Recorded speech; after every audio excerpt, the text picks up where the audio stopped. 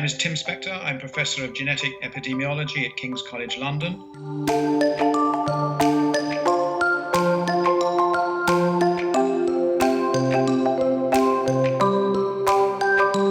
So in the current pandemic, we're all short of diagnostic tests. We're never going to have enough. And the only other statistic we have is really deaths and numbers of critical care beds that are being used. And that's really the end of the line. It's really like trying to work out what's going on by the number of bomb craters rather than actually having a radar to detect how many planes might be coming over or what to expect.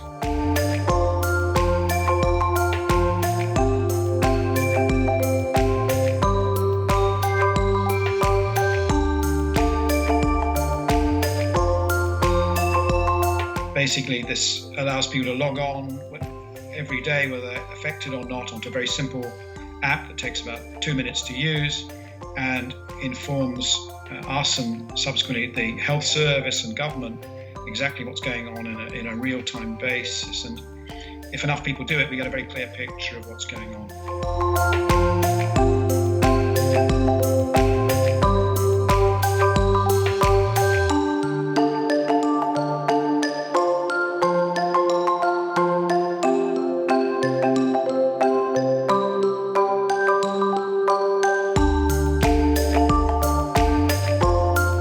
Every country in the world has a population with mobile phones.